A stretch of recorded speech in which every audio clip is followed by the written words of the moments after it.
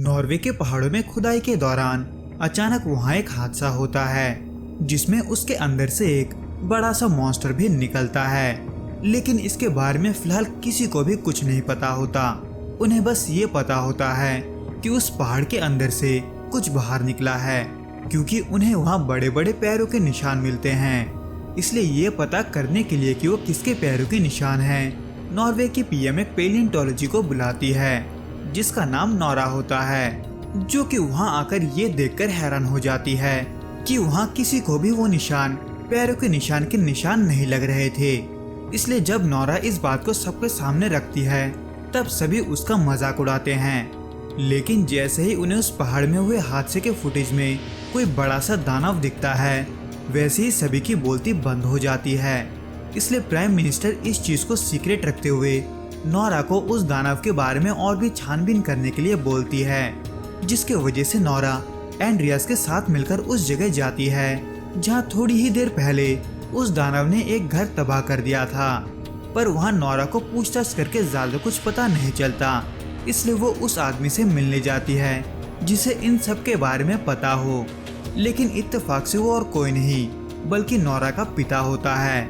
हालांकि नोरा को उसके पिता से कोई भी उम्मीद नहीं होती, क्योंकि उसे ऐसा लगता है कि उसके पिता पागल है।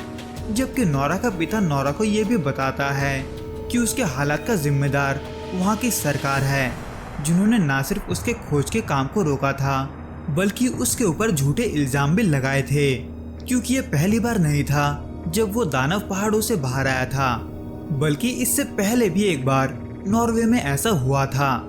लेकिन वहाँ के सरकार ने उस बात को दबा कर रखा। इसलिए नोरा का पिता खुद को सही साबित करने के लिए नोरा के साथ उस दानव को ढूंढने निकलता है।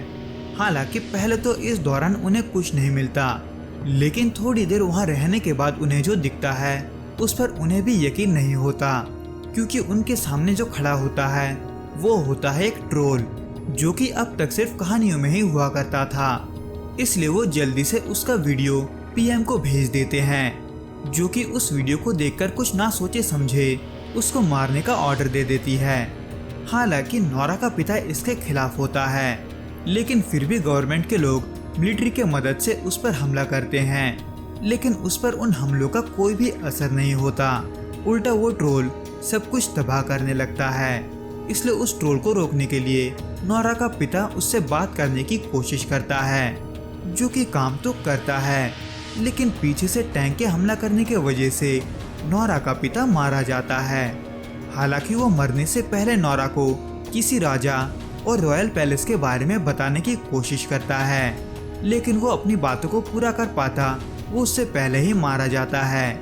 हालांकि इन सब बातों पर ध्यान न देते हुए नोरा उस ट्रोल को रोकने के लिए उसके बारे में किताबों में पढ़ती है, जहां उसे उस ट्रोल को रोकने का एक तरीका भी मिलता है, पर वो थोड़ा अजीब होता है। लेकिन फिर भी वो उस तरीके को आजमाते हैं, जो कि पहले तो थोड़ा काम करता है, लेकिन वो उसको रोकने के लिए काफी नहीं होता, बल्कि उसके वजह से वो ट्रोल दुनिया के सामने होता है। जबकि पीएम ने इस चीज को सीक्रेट रखते हुए काम करने के लिए बोला था। इसलिए पीएम गुस्से में आकर नोरा को उस काम से निकाल देती है, जिसमें उसके पीछे पीछे एंड्रियास भी आ जाता है, जहां एंड्रियास नोरा को ये बताता है कि वो लोग शहर को खाली करवा रहे हैं ताकि वो लोग उस ट्रोल पर मिसाइल से हमला कर सके। इसलिए एंड्रियास नोरा को लेकर शहर से बाहर जाने लगता है। पर उस दौरान बातों बातों में एंड्रियास उस रॉयल पैलेस के बारे में बात करता है, जिसके बारे में उसके पिता ने मरते मरते बताया था। इसलिए नोरा उसके बारे में जानने के लिए वापस से एंड्रियास के साथ शहर में जाती है और रॉयल पैलेस जाती है, जहां उन्हें सिंडिंग नाम का वो शख्स मिलता है जिसके बारे में नोरा के पिता ने डायरी में लिखा हुआ था। हालांकि नोरा उसे नहीं पहचान पाती, लेकिन वो शख्स नोरा को पहचान लेता है। यहाँ तक कि उसे ये भी पता होता है कि नोरा वहाँ क्यों आई है।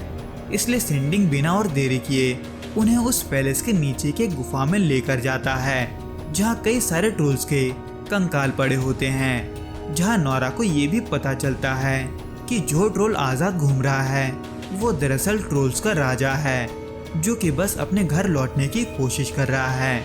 और वो घर वही था जिसके ऊपर उन्होंने कब्जा करके रॉयल पैलेस बनाया था।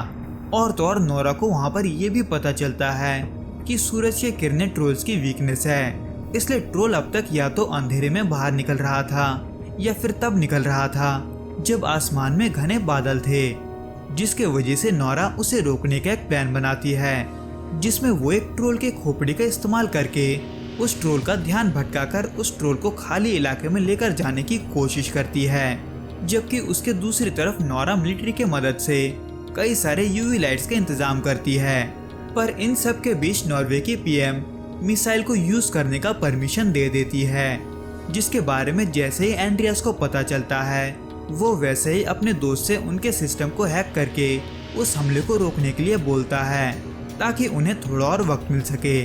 इसलिए वो जल्दी से उनके सिस्टम को हैक कर लेती है और एन मौके पर मिसाइल लॉन्च होने से रोक देती है, जिसमें इसी दौरान नोरा उस ट्रोल को टारगेट वाले एरिया में लेकर आती है, जहां उस ट्रोल को यूवी लाइट्स की मदद से जलाने की कोशिश भी करते हैं। लेकिन उस ट्रोल को तकलीफ में देख नोरा को अच्छा नहीं लगता, क्योंकि वो सिर्फ अपने घर जाना चाहता था। इसलिए नोरा सभी लाइट्स को बंद करके उसे पहाड़ों में वापस जाने के लिए बोलती है ताकि वो जिंदा बच सके।